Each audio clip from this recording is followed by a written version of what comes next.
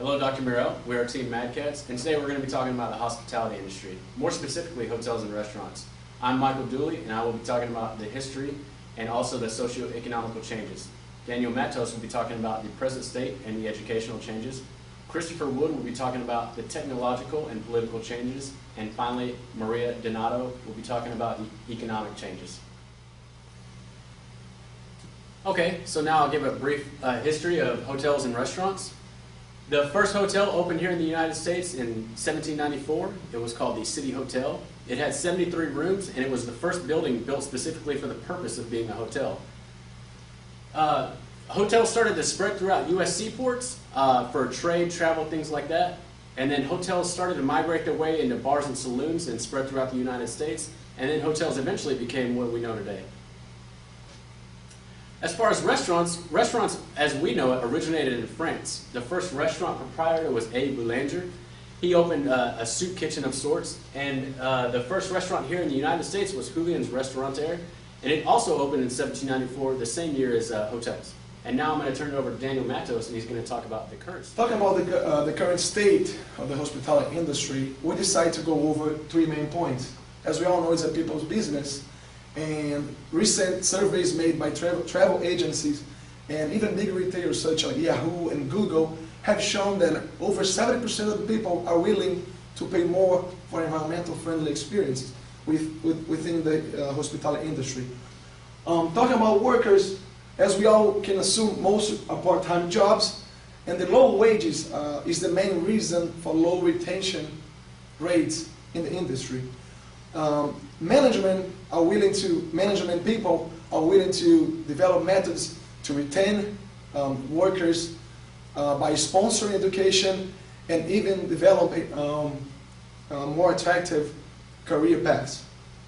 Talking about the evolution of internet, as we can assume, we have more and more savvy travelers. That means more demanding consumers. So this is something that happens now, and as we're going to see in the future trends, it's requesting a lot more from the industry in order to provide better information of their market. Okay, so what are some of the problems with the hotel industry? As you can see here, these figures were taken from the World Tourism Organization. You can see that accommodation alone counts for 274 metric tons of CO2 being released in the atmosphere. Some other problems are water usage, waste, and energy. The average hotel room uses about 218 gallons per day. Also waste, people don't recycle like they do when they're at home.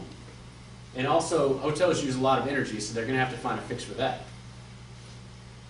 What are some of the fixes that are being tried? Water-efficient fixtures in each room. The average water-efficient fixture can lower water usage by 31%. Another trend I'm starting to see is recycle bins in each room. And also, the wave of the future, and this is actually mandated by Congress, energy-efficient light bulbs. By 2014, light bulbs should be 25 to 30% more efficient. And in 10 years, in 2020, light bulbs are going to be required to be 70% more efficient. So what about right here in our backyard? What's going to be the next trend? As you can see, coastal population is rising. Between 2010 and 2025, the coastal population is going to rise by 20 million people. What is that going to mean? It's going to mean a bigger industry for beach nourishment. Not only will the erosion of the coastline and the more tourism and more coastal population, it will require a bigger beach spot. What will this mean for the restaurant and hotel industry? Well, the government isn't always going to be able to fund projects like this, so hotels and restaurants are going to have to find funds to manage projects like this. Now I'm going to go over restaurants. This is a quick recap of the history of restaurants as far as the trends. From 1915 to 1960, it was family-owned. Not many people ate out. From 1960 to 1990, you saw the rise of the franchise, and from 1990 to current, you saw people wanting a better quality of food faster. So what are some of the problems that restaurants are facing? The obesity epidemic. More than 2/3 of Americans are either obese or overweight. Food waste due to spoilage, and also restaurants are facing the same energy crisis as Okay, so what's the future for restaurants? Eventually, I can see styrofoam being phased out. Also, restaurants are trying to find energy-efficient appliances too, like fryers and refrigerators. I didn't put a fix for the obesity epidemic because I don't see that being a trend in the future. I see restaurants offering healthy items, but I don't see this really catching on. I see it more being a side project. However, in class, Cantor talked about how Vanguard companies are using their core competencies for philanthropy. Well, the restaurant industry, its core competency is food. So I can see restaurants being more involved with helping feed the homeless and stuff like that. Now I'm going to turn it over to Daniel Matos, who's going to talk about the educational changes. Now I'm going to talk about educational changes in the industry. I'll start focus on the workforce preparation, the way students and the workforce is going to be prepared for future trends. With the globalization and an open economy, we have seen a much more focus on the customer service. This will be led by one-hand experience and proficiency in real-life situations. Those objectives are going to be achieved through some enhancing in IT, greater participation of industry professionals as faculty in institutes. Another thing, it's going to be the real-life customer contact, because basically we've seen students doing once-a-week training, and these will be handled like more of like daily basis. How this is going to affect customer in the industry? Rapid growth in vacation ownership, where guests are becoming members. This is the biggest sector, the biggest growth in the sector of hotels and resorts in today's days. These are going to keep enhancing through the integration and globalization that happens today. This will require a new management style, which is basically managers will be willing to train their work staff in order to adapt to the real life changes that happens and will happen in the future. Now I'll pass to Chris to go over some of the technology trends in the future. Now we'll be talking about some of the technology trends of the future of the hospitality industry.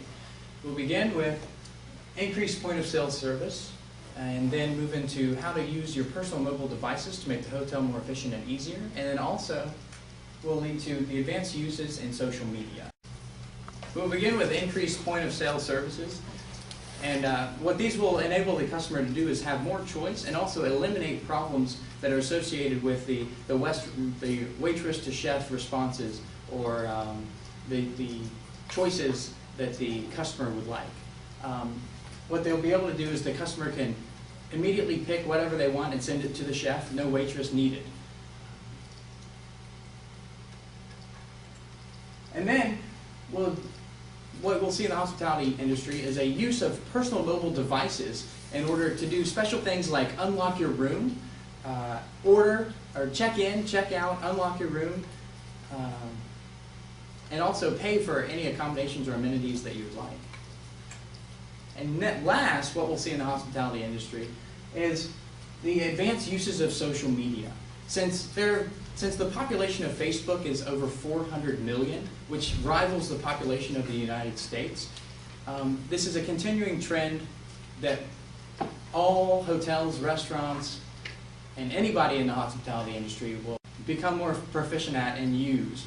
They'll use it by monitoring customer feedback, and also maybe paying them for their opinions. And now we'll move into the legal trends of the future for the hospitality industry. What we'll see is social media contracts. Are your employees allowed to use social media at work? And are your employees allowed to document and use your social media usage, or your social media, like so your Facebook of your hotel? Are they allowed to edit it? And if not, what are the legal ramifications of them causing damage? And then we'll see a mandatory increase in infrastructure that will be brought by the political powers in Washington. What this will do is cause the hotel or restaurant to increase their security, such as Wi-Fi and broadband internet connections, so that the payments that people may be using with their mobile devices will be secure.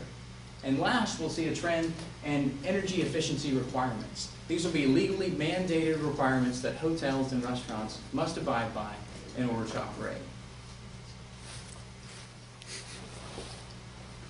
Now we're going to talk about where the hospitality industry will go economically. Where the hospitality industry will go economically is based on two things: a rising economy or a declining economy. A rising economy is based off where the percentage of employment is decreasing and the percentage of employment is rising. And our US dollar needs to become stronger. As well, in a declining economy, unemployment is steadily increasing. And the US dollar becomes weaker, and businesses are refraining from expanding into the US. The hospitality industry in a rising economy is going to look good because more people are going to be employed. And with more people being employed, there's going to be more people wanting to vacation. For those who couldn't afford it before, now can afford it. In a rising economy, if our US dollar becomes stronger, then we have more people wanting to come to the US to do business. Now, in a declining industry, if our dollar is lower and it's weaker, no one's going to want to come to the US to do business because there is no incentive. Now, if our employment rates begin to decrease as they are now, the industry is going to become not deplete, but smaller. The industry is going to stay in its steady growth, but it will never reach its peak again with a declining economy because then not many people are going to be able to vacation. They're only going to have the business from high-end